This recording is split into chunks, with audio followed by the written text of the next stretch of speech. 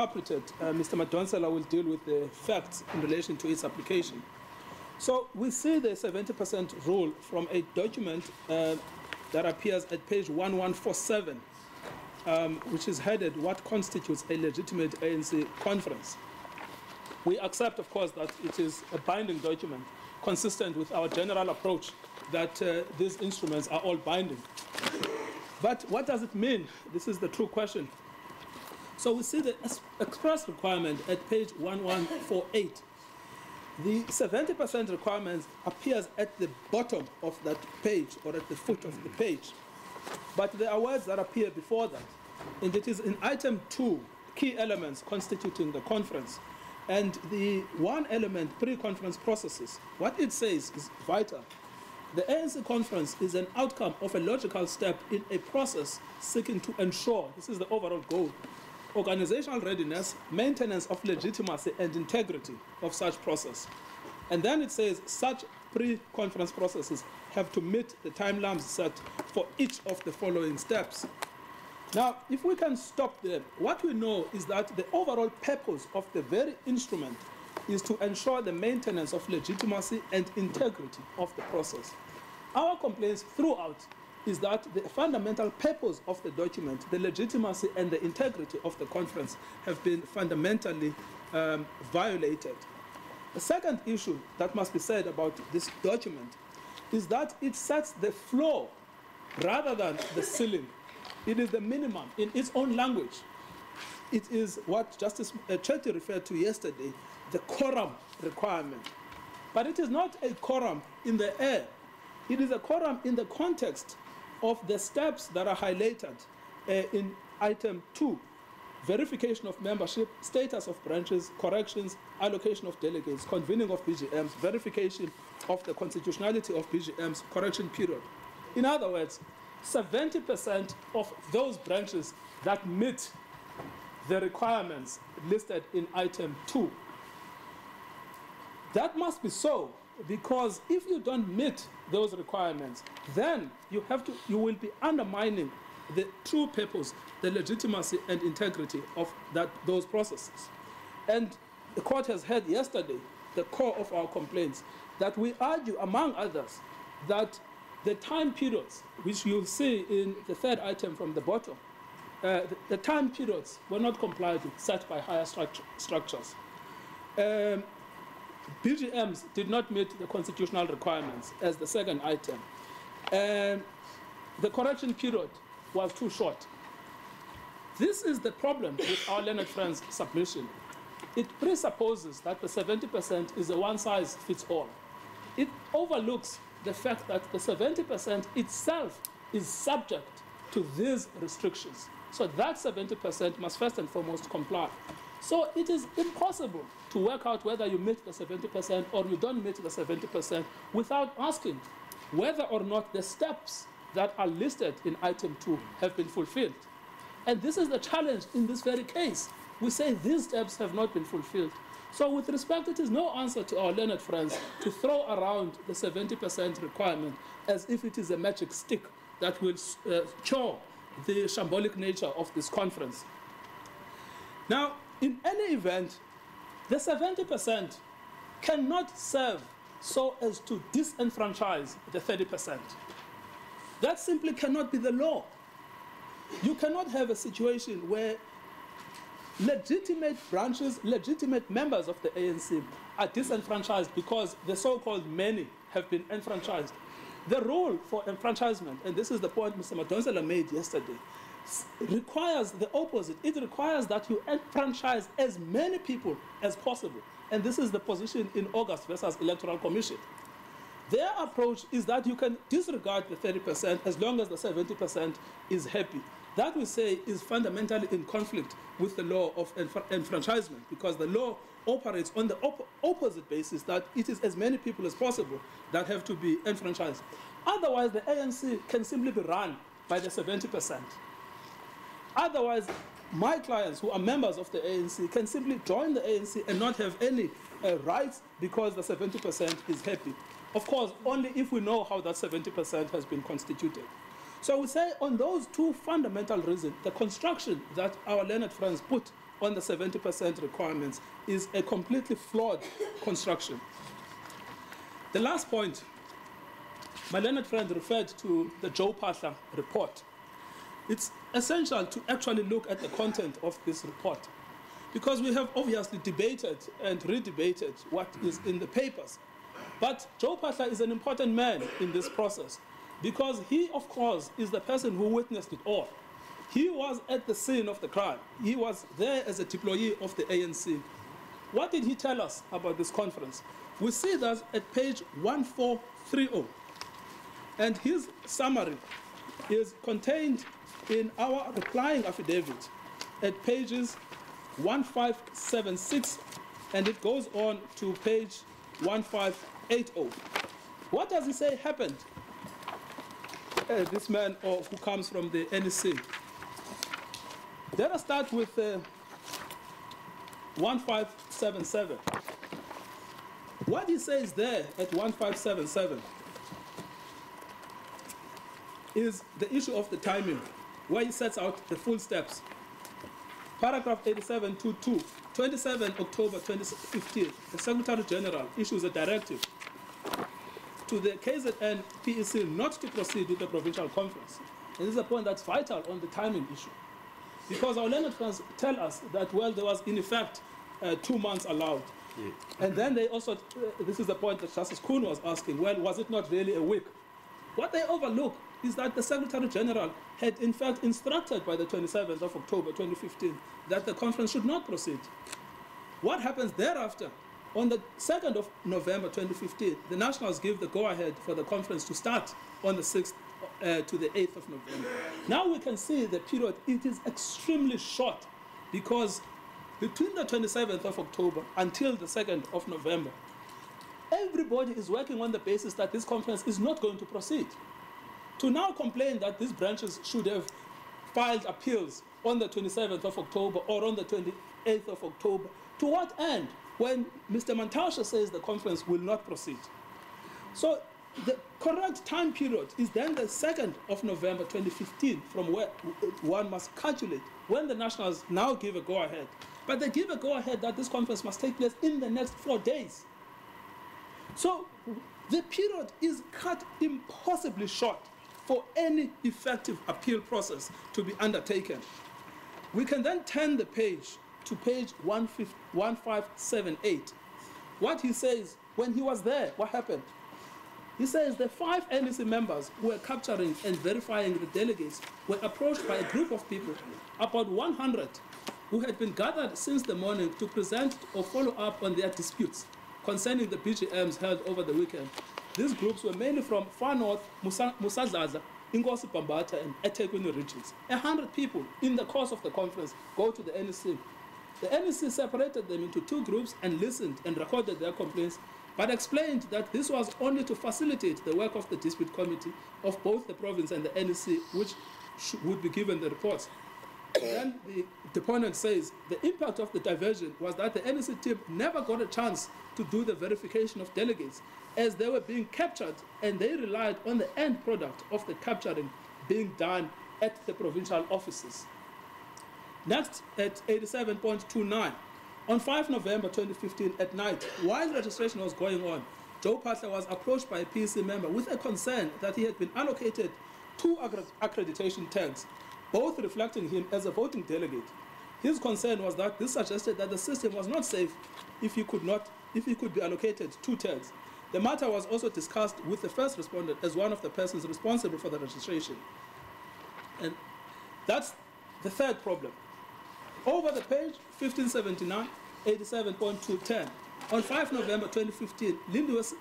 Lindiwe Sisulu expressed a concern about the pressure of time that they were still attending to branch appeals. This is now the 2nd day of the conference, and suggested that some branches be registered provisionally as non-voting until their matters had been resolved. 6 November 2015, Mr. Pahla received a preliminary report from the National Appeals team, and on studying the report, it needed clarification in a number of matters unidentified. Then, it is now after the conferences began, so I said the 5th of November, it's the day before it starts, sorry, it's the 6th of November. After the conference had started, after lunch, the NEC and PEC officials received a report from the National Appeals team. The team report indicated that one branch from eThekwini passed the audit and 4 branches from eThekwini had issues still pending. The NEC team indicated that there was a high suspicion about the legitimacy of all voting delegates and a verification process should be embarked upon. It was proposed that such verification process should include examining the actual branch nomination forms for delegates from BGMs, but the counter-argument was that this will amount to redoing the registration process and would be time-consuming, and the proposal was abandoned. So we now have, in the middle of the conference, members of the NEC saying there is a suspicion, in fact, about all the voting delegates, and the verification process should be embarked upon. But later, that proposal is abandoned. Then, furthermore, and this again is a summation of Joe Phahla's report, the time between the final approval of the holding of the conference, 2 to 6 November 2016, was too tight, not allowing for meaningful assistance and oversight. And this meaningful assistance and oversight should have been provided by the NEC. There was, at page 1580, there was a very tight timeline between the final BGMs and the reruns, with the last taking place on 1 November 2015, and the time for processing appeals by both the provincial team and the national team was limited. And then he suggested that there is urgency in revisiting the branch audits process to make sure that it is not seen as punitive to some branches, especially those that failed on the basis of signatures without a chance to getting the legitimacy of the queried signatures tested. And then it was mentioned that the need for the SGO to finalize and sign off on the audit report in good time for the branches and the regions to have certainty in their standing. Of course, despite the fact that Mr. Phahla identified these serious problems with the conference, he nevertheless, at page 1438, recommended, and this is the point that my learned friend fixed upon, he nevertheless recommended that the conference was a fair reflection of the preferences of branches as represented by the delegates. But of course, Mr. Phahla's conclusion is a question of law. What's vital to this case is that that question of law must be resolved by the court. What's important is to simply note that even the delegate of the NEC that was present at the conference, the man who saw it all, and the man who had no axe to grind, tells us the extent of these irregularities. The choices are really quite clear. Was this carefully engineered, or did this simply reflect an outcome of a shambolically, poorly planned electoral conference? Luckily, the court does not have to resolve the question whether this was engineered or whether this was as a result of gross incompetence. The court simply has to decide whether or not the rights of the applicants were violated in the way in which the conference was convened. I have no further submissions.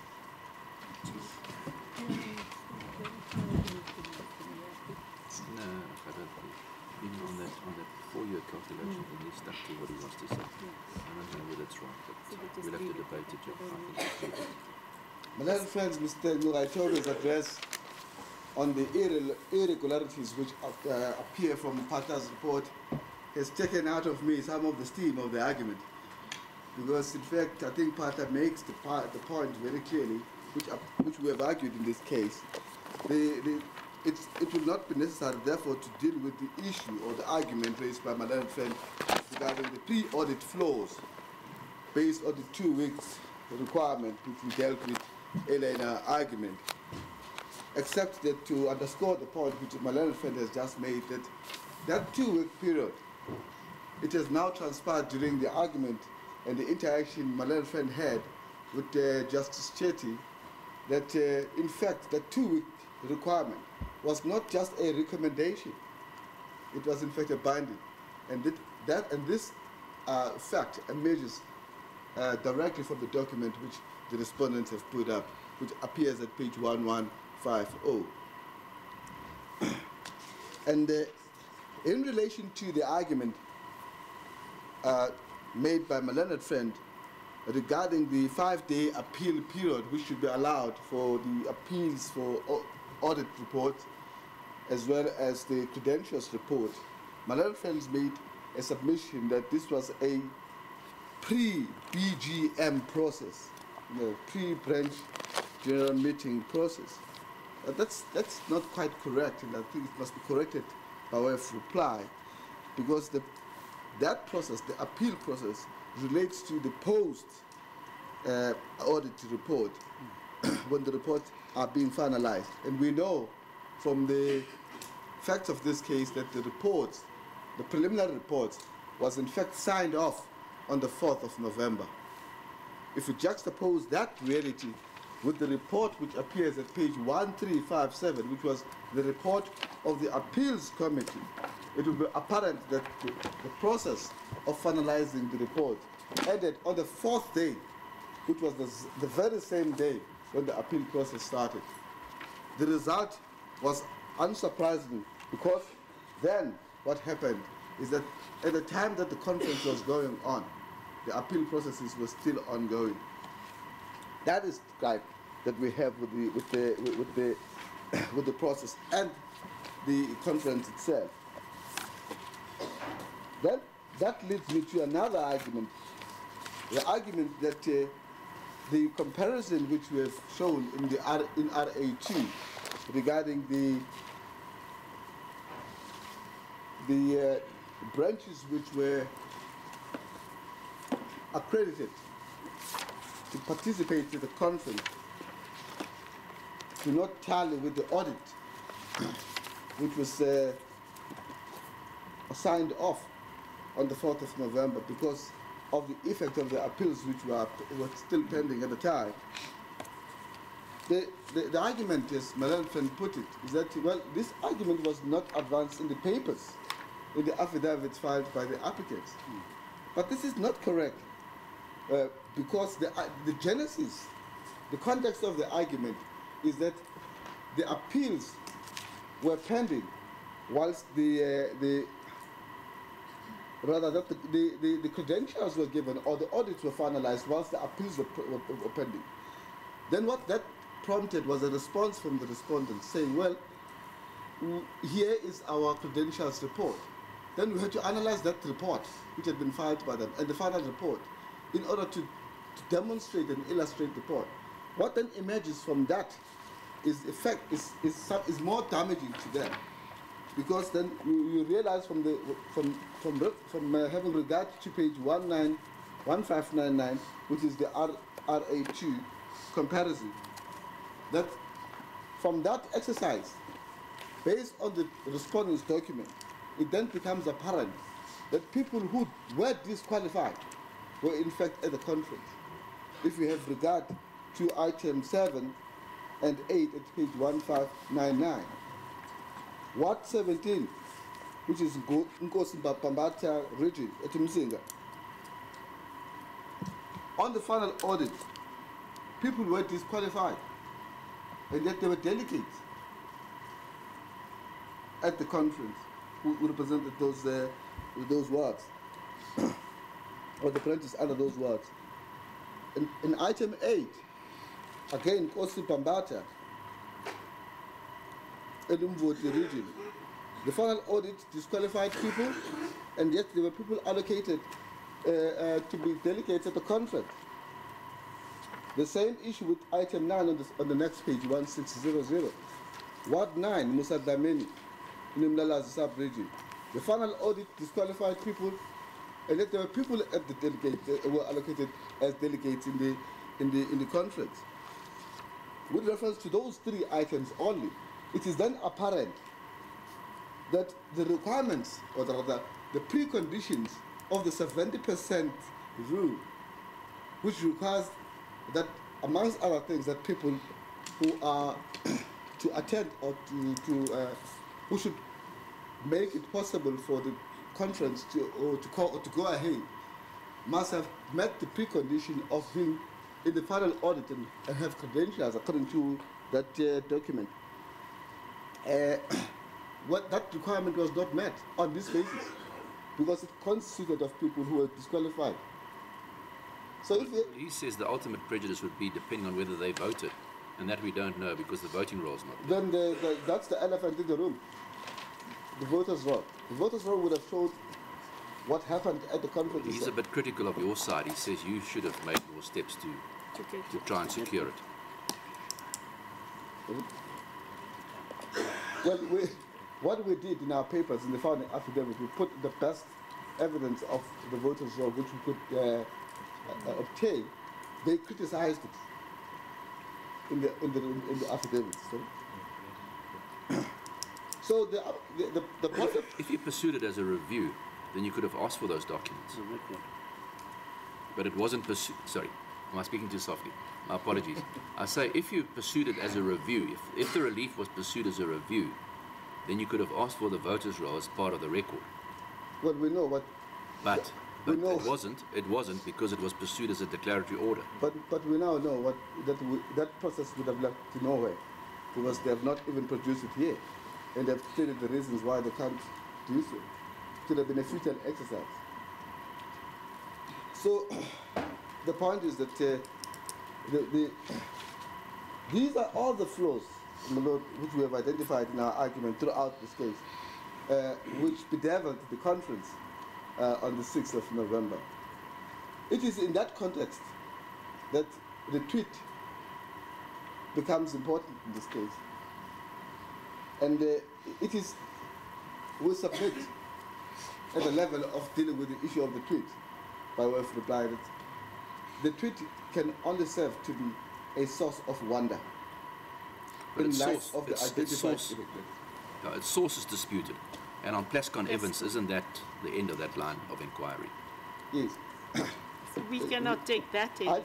I've made my argument, I've made my submissions about what my submission should be, the approach of the court to that tweet. But the point I'm making at that point is that the cumulative effect of all the irregularities which we have identified have left us in a position in which we have the tweet, which cannot be explained. And that is why the court should be driven on the irregularities themselves.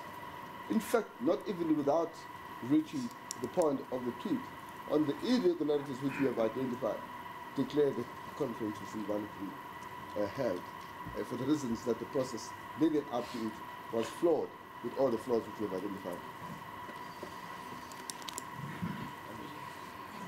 Unless my lady and my lord have anything, any questions to ask, these are submissions we ask that the court to grant us the leave.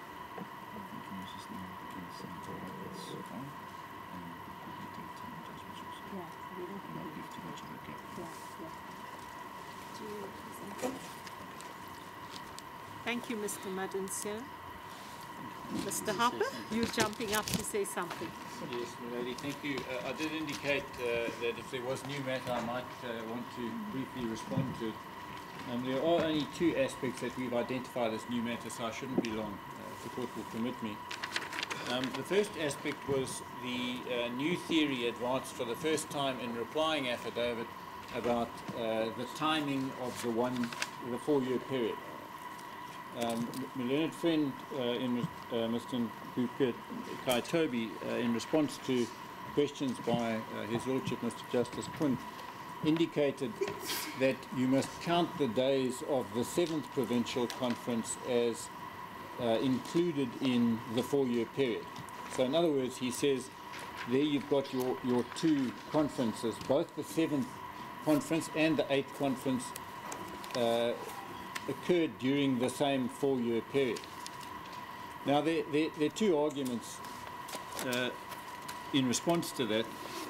The first argument is that, as became apparent from the exchange between Mr. Justice Quinn and my learned friend, their argument involves them in going back to the first day of the 7th Conference, where they say, in effect, that although the conference was held on 3 days, it was only held on 1 day, which seems to be both illogical and absurd. Well, effectively, they're using the first day as the date from which to start calculating. So isn't all this just going to go on interpretation eventually? Well, yeah, it goes further than that. There are some factual issues involved, and the factual issues have never been pleaded out, because this was never raised in any of the papers whatsoever. It's not in founding, it's not in reply, it's not even in the heads of argument. Well, I think it did arise as a result of a question from it my arose, brother it arose, and in clarification, but it still leaves it open as a point of interpretation. Yeah, well, yes, but it's fact-bound as well, because it goes to how the parties have acted in the past, etc., and it's something that should have been canvassed, because their previous theories as regards the 4-year period were canvassed in the papers to an extent that we were able to understand them. But the problem they've got with our first counter-argument is this, is they have said in something like 6 different places in their founding papers that the conference was held on the 6th to the 8th of November, not just on the first day. And it's even in their notice of motion. They want the court to declare that the 8th KwaZulu-Natal Provincial Elective Conference of the African National Congress held at Pietermaritzburg on 6 to 8 November 2015, and its decisions, resolutions, etc. as such are set aside. So what they argue now is completely contrary to their case. And then the other references to the conference having been held during the period 6 to 8 November 2015, not just during the period 6, are at page 35. I'll just give them quickly. Page 35, paragraph 51. Page 65, paragraph 91. Page 68, paragraph 99.1. Page 102, paragraph 159.1. And page 68, paragraph 99.1 again. So that's the first problem that they have. The second problem is this, is if their reasoning is correct, what it means is this, is you count the 7th Provincial Conference as the conference that is held in the 4-year period, and there can be no other conference held in that 4-year period. The problem with that is the situation replicates itself down the line. So the same argument will then apply to the 8th Provincial Conference, and to the 9th, and to the 10th ad infinitum. And what that means is they're rewriting the Constitution, because you can never have a provincial conference on their reasoning without whatever else is necessary. They say the 1/3 branches. Because you're always going to have the situation that the conference you're talking about is included in the calculation. And it just can never be. It leads to an absurd result, and interpretations are not upheld if they lead to absurd results. So that's that point. The second point relates to the Pashler report, which on my recollection certainly wasn't touched on in founding argument. It's raised in reply for the first time because it's an annexure that the respondents adduced. But the problem with how it's raised is it merely picks on certain aspects of the report. And then it attempts to say, well, if you look at those selective aspects, then there was an overall problem, and this aids our interpretation. It's not a fair reflection of the whole report. If you read the whole report, including the passages to which they have referred, all that Mr. Pashler does is he draws attention to certain problems that occurred. But he never says that these problems were fatal problems. He never says that these are problems which should result in the elective conference being set aside. His conclusion is directly the opposite. He says the process was fair and reasonable. So, A, it's not open to them to make a new case and reply. B, it doesn't assist them because what they are doing is referring to hearsay in his report. He says complaints were made to him. There was this done and that was done, etc. None of it leads anywhere. If one reads the Pashler report, one comes to the same conclusion that he does at the end of the day, that it was a fair and reasonable process. Sorry, if the court will just bear with me.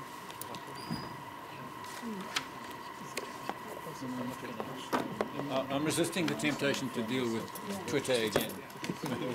And lady. As the court pleases. Sorry, Mr. Harper. Sorry. So just on the last point of Mr. Pashler's concluding remarks, was it up to him in any event to determine whether the elections were fair? I'm not following, my lord. I'll get to the page. No, it relates to your concluding remarks in relation to what Mr. Pashler stated. Yes, his overall recommendation was that the conference was a fair reflection of the preference of branches as represented by delegates, and the outcome should be accepted by the NEC. He would not have said, and the outcome be accepted by the NEC, unless he was of the view that although there were problems, they were all surmounted. Well, if the problems are established by admissible evidence, you say it's hearsay. then it's really for us to decide whether they were of such a nature as to vitiate or to render the proceedings unlawful. Yes, that may be so, but there interlinks to locus standi and their branches and yes. all the appeal processes, etc., etc. But if one reads the report, it's with respect read as a totality innocuous Has he answered your question? at the level of problems. And in a conference of this nature, it's inevitable that we are dealing with human beings and they will have differing views about certain aspects, and certain problems will be raised. Certain complaints will be raised. It doesn't mean that you then can set aside the conference on one little complaint, which is unsubstantiated, and which But it Mr. isn't Posh, just in all that fairness, one. refers to. It Sorry? isn't just that one complaint, it's a whole lot of issues. I beg your pardon, It's not just one complaint, it's a variety of issues that are being raised. Yes, but they've all been dealt with by the appeal process and by what is stated in affidavits. And That's fine. if they had gone into investigation into Mr. Parshler's report from the outset, and if they'd come with affidavits from those people to say these are the complaints, this is why the whole conference should be set aside as a result, it might be a different argument. But to take an isolated report by an official who knows nothing about the validity of the complaints, he's simply recording what the complaints were, and then to extrapolate and take this leap of logic and say, oh, these complaints are all valid and now we must set aside the conference, it's simply not how, with respect, courts operate. So those are our submissions. Thank you. Now, procedure would dictate that if you have a response, you'll be allowed to do that. Happily not. Thank you. On that, then we will reserve judgment and court will rise.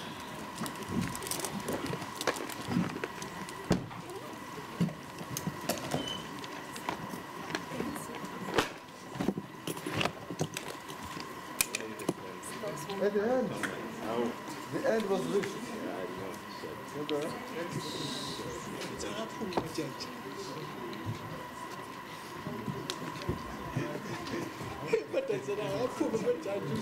Sengizwizulana. What